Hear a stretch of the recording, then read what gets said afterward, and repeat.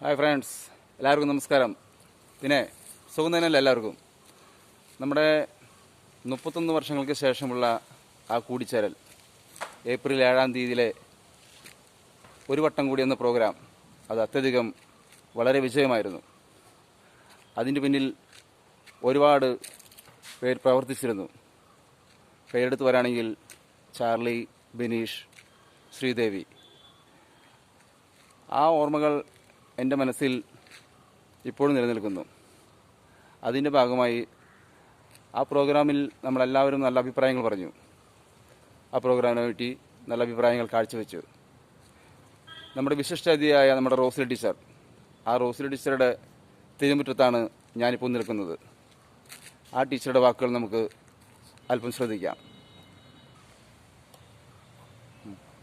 പ്രിയ വിദ്യാർത്ഥി സുഹൃത്തുക്കളെ, ഞാൻ നിങ്ങളോടൊപ്പം ചേർന്ന് ചെലവഴിച്ച നിമിഷങ്ങൾ വളരെ ആനന്ദപ്രദമായിരുന്നു. പ്രിയ വിദ്യാർത്ഥി സുഹൃത്തുക്കളെ, ഞാൻ നിങ്ങളോടൊപ്പം കഴിഞ്ഞ നിമിഷങ്ങൾ വളരെ ആനന്ദപ്രദമായിരുന്നു. 31 വർഷങ്ങൾക്ക് ശേഷം ഇങ്ങനൊരു ഒത്തുചേരൽ ഒരിക്കലും പ്രതീക്ഷിച്ചതല്ല. നിങ്ങൾ ഓരോരുത്തരും എൻ്റെ അടുത്ത് വന്ന് സ്നേഹം പങ്കുവെച്ചത് ഞാൻ ഒരിക്കലും മറക്കുകയില്ല. ഞാൻ നിങ്ങൾക്ക് വേണ്ടി എന്നും പ്രാർത്ഥിക്കും. നിങ്ങൾ എനിക്ക് വേണ്ടി പ്രാർത്ഥിക്കണം. ഒരിക്കൽ കൂടി നന്ദി പറഞ്ഞുകൊണ്ട് ഞാൻ എൻ്റെ വാക്കുകളെ അവസാനിപ്പിക്കുന്നു. മതിയാ. കേട്ടല്ലോ എല്ലാവരും ടീച്ചറുടെ ആത്മാർത്ഥമായ വാക്കുകൾ.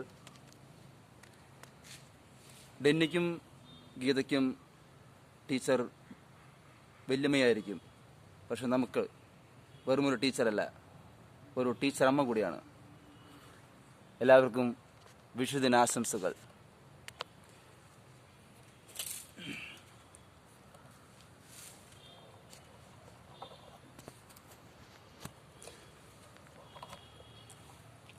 ഓർമ്മകളോടി കളിക്കുവാനെത്തുന്നു മുറ്റത്തെ ചക്കരമാവിൻ ചുവട്ടിൽ, മുറ്റത്തെ ചക്കരമാവിൻ ചുവട്ടിൽ.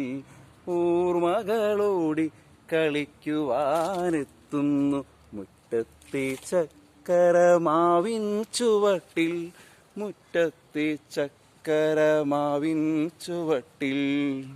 എല്ലാ ഫ്രണ്ട്സുകാർക്കും എൻ്റെ താങ്ക്സ്.